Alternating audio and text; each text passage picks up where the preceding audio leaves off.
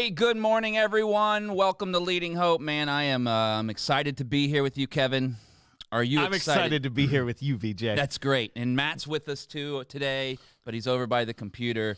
And, hey, you can hear him just now, but it's going to be a good day. Man, I'm excited that everyone's joining us today. But, hey, welcome. You are listening to the Leading Hope podcast. My name is VJ Williams, here with my friend and pastor Kevin Jack. Thank you for joining us and taking time out of your day to become a better leader. If you're new, we release a new episode every Wednesday. The easiest way to remember that is to hit that subscribe button. What do you always laugh at that part? Every week. Yeah, it is. Because the easiest way to remember that is it's Wednesday. It is Wednesday. And if you hit the subscribe button, you won't have to worry about what the easiest way to remember day that it is to know your days of the week. That's it. But if you hit the subscribe button, you don't have to know what day of the week is because YouTube and Facebook will remind you. We're already in mid-podcast form, folks. That's right. Don't forget to share it with a friend on YouTube and Instagram. Also, please rate and review on Apple Podcast. A few extra minutes will absolutely help get this podcast in the hands of more leaders just like you. And visit leadinghope.online. Updates and find out more about the Leading Hope community. Kevin, we are in episode 9-2. You've titled this Stories Worth Telling. So today, next week is the next week is the one that I just need to know, this is you're going to need to tag 1,000 friends. You'll need to, because next week what we're diving into is how to tell a story. But this is almost the prequel to that, to set it up. I can give you tips on how to tell a story, but it really doesn't matter if you're not telling a story that is worth telling. So we've been in this storytelling vision casting series for, 6 episodes, something like that now. And we've spent a lot of time dealing with understanding context, understanding meta-narrative, connecting the dots, all these other pieces. And this is one of the most fundamental pieces, because if you're an incredible storyteller, but you're not telling a story that is worth telling, it doesn't matter. I say that again, it doesn't matter. So I want to walk through and just be able to show you, how do you know if you have a story that is worth telling?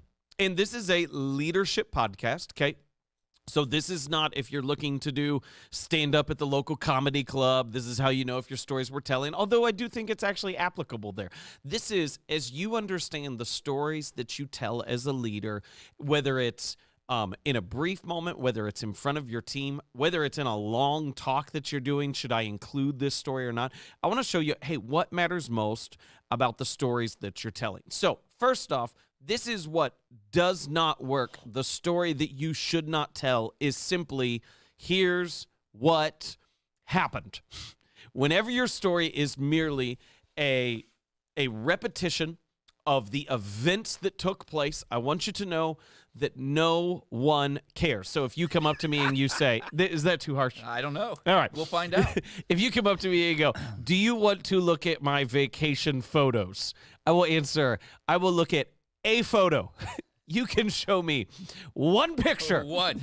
But I do not care to hear the entire itinerary of events of where you did and what happened. And I use that somewhat facetiously. I use that somewhat as a joke in terms of, but I want to say it like this. The majority of the stories that leaders tell are merely talking about the activity that took place. And so it's just we did this. It went well. We did this. People had fun. And then when they talk about future events, it's, we're going to do this. We hope you come. We hope it's fun. We hope it's fun. We hope it goes well. Yeah. And just to say, there's no power in that. That is not worth telling. One of the things that I'm going through at length with my kids right now is they want to tell me all the funny moments from the TV shows that they watch. They're just in that stage, you're never going to believe. And they will, if you would ask them today, how does your dad respond when you tell them about events from a TV show? Their response will be, he doesn't care because he doesn't care about the show. Yeah. Here you go. Kevin, you're a harsh father. I want to teach my kids how to understand what our story's worth telling. So this is what I want to switch, is typically when we think story, we think event, okay? So you go, a story is about an event that took place, and if I'm going to tell a story, my responsibility is to communicate the details of that event. And I need that to shift in our brain, okay? Because if you're going to tell stories worth telling, you're no longer going to be thinking event. When you think of what is a story that is worth telling, you need to think of the word transformation, okay?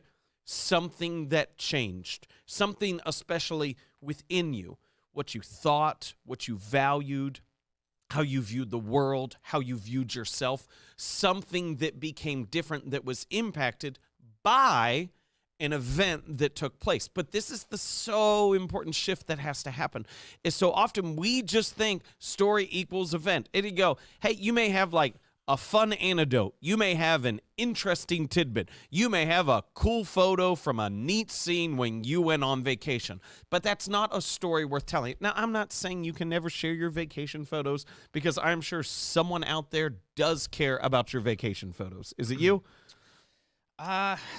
It depends on who it is, I guess. Okay, there we go. Probably, maybe VJ. It's not me. It's not me. You can share your fun anecdote, your interesting tidbit. Like, that's fine. I just don't want you to think that those are the powerful stories that are worth telling. Again, so no one thinks that I'm just ridiculous and a jerk and everything like that. Like, those have a place, but the biggest shift that has to happen is that when we think story, we don't think event, we think transformation. And so this is what you need. Like, when someone shares about, it could be a trip that they went on. It could be a conversation they had. It could be someone that they met. It could be a near-death experience. The thing that is the most powerful is how they are different because of having gone through that, because of experiencing that. Even the worst storyteller in the world has a hard time botching a story about how they've been transformed, because the focus of the story, as long as they keep the focus of the story on their personal transformation and not merely the events that took place. So this is what I want to do, is I want to give you just a couple pointers on this to hopefully flesh out this idea so you can see a little more clearly, okay, so these are the things that we're looking for in stories that are really worth telling. And then I want to live this out with an example on how you tell someone else's story and what that actually looks like. So what is included in stories worth telling? Always confession. Confession is always included in stories that are worth telling. An acknowledgement of what you didn't know, of what you were unaware of what you were too arrogant of. You mentioned Matt's here over there, not in a camera. I ask Matt every Saturday, we have services on Saturday, for feedback on the message. And he will sometimes reorder my content. He'll sometimes say, hey, it kind of died here. You need to move forward on this. We'll get into that stuff next week on how to tell a story. But the most common thing that he'll share with me is he knows it to a T. If it goes, hey, I don't know how you struggle with this. And I don't care about how I struggle with this until I know how you struggle with this. There is something powerful that takes place when you begin to own where you're not there yet. Now, let me put as a side note in this, okay? Or this is kind of really the second thing. It needs confession. Stories worth telling also need humility. No one wants to hear, and that's when I learned just how tough I was. And that's when I learned how big of a jerk my boss really is. And I should be running the department to begin with. I don't care about that story. No one wants to listen to that. We want to hear how you were impacted through what you've gone through, how you are different. In most stories, they spend so much time talking about the events and what you realized in others, and they never get to what you realized in yourself. And that is where the power of story lies, how you're transformed, how you're different. Now, let me take a little bit of a shift, but I'm going to do this in order to live out this context, and then we'll see what all you have and what all you want to jump into. Okay. And that's this idea, is when you tell someone else's story, when you're sharing someone else's story, your role in that is to share how their story transformed you, how you were impacted by the things that they went through in the realizations that they had. And in doing so, you keep transformation at the center of the story, which is always interesting, which is always compelling, and is worth telling. And you also allow them to live out their story without you taking an unnecessary role in it. So here's what I mean by that. So VJ's story. Yep. Oh. Ready? No. Yeah, he didn't know this was coming. Where are we going? So this was good. So I'm just going to live this out, okay? Yeah, and you can correct anything. Nope. And I'm going to keep it a little general. Good. Good. So a lot of VJ's story is about being apathetic in his faith, not caring at all, going through some rote motions, just some normal routines, but it being generally lifeless and reasonably judgmental through that. Oh. Through some unique circumstances and a significant low point in his life, he encountered God in a profound way. His marriage was on the rocks at the time. And his statement to his wife was, I asked him once, I said, VJ, how did you get your wife to trust you, to believe you, that you're different? And his response was, you don't have to believe me, just watch me. And that is what he has lived out then from then, is the new creation that he has found being in Jesus and how his life has been transformed in that. And as I've watched that in his life, it has made me realize how much of my faith I have disregarded, that I reduced my faith down to simple routines, principles, and things that I could control. And all of a sudden, I had this whole other category that I couldn't explain of the things that God does that can't be explained because we had no power or control in it. And I've had this living embodiment beside me through our lives, through the office, on this podcast, of how God transforms and redeems, that stands as a marked reminder in my life that there is no one who I should disregard. And there is not just a simple set of principles we should adopt, but that in our lives we need to actually encounter Jesus. Now, first off, that's what we celebrate. Yeah. I don't want to make this such a leadership podcast and so focused on leadership that we miss that every word that I just said was true. Yeah. Okay. And we believe that. But I also want to share within this is to go, I'm not just sharing VJ's story. I've been impacted by his story. And so I don't leave that out. I don't just share, here's VJ's story and man, gosh darn it, isn't that cool? Yeah. That's neat. I go, no. Watching this, even hearing this, has impacted me. It makes me think of this. It makes me realize this. And so when you keep transformation at the center, this is what stories are about. I don't emphasize a single event in his account. I emphasize the transformation. And I don't emphasize the event of me first hearing the story. I emphasize how I've been transformed by seeing this, by hearing it, and by watching him live it out. I know that was a lot, and I know there was some stuff in there that you weren't prepped for us to head into. But what do you want to talk about? Do you want to talk about story stuff? Do you want to talk about? I think this is super powerful for everyone. First of all, we know some people are better at telling stories than others, in general. Agreed. Like that, and that sounds obvious, but we know when we say that statement, you know that person that tells a really good story. Yep. And then you know the other person that you know who's going to approach. You love these people. Either way, you love them. But yes. You're like, oh, here it comes. I'm going to be stuck in the next half hour, and and all they could have told me was the last two sentences. Yep. And so I think the powerful part of this is exactly what you said, which is, man, even when you told that, you didn't get to the part about you until the very end, but turned it back on Jesus, who's the real hero of the entire story. Yeah. Yeah. And so you can use I in your stories as long as I leads to someone else. Oh, that's so important. Oh, that's so good. Like that is what I heard the whole time you were talking. You're like, okay, he did this. He was bad dude. This now, Jesus comes in. Jesus comes into my life as well in a different way. I never knew he could. Yeah. But right, you can use me and him and who and you and all that, but someone is getting glory for this. Yep. And it better not be us. So if we take it back, oh, that's so good. That really, V, that's so good and powerful. Yeah, do you know what I mean? Yeah. Somebody's getting the glory, and it can't be the people telling the story. And the thing that you said, That if rhymed. we take it like really practical, the thing that you said at the very beginning of like, we all know people who like, there's people you go, I got a story for you. And you're like, Yeah. oh, come on, I can't wait to hear. And someone's like, I got a story for you. And you check your watch and you're like, I've only got 3 minutes. And you almost want to tell them that to begin with. Listen, I got 3 minutes.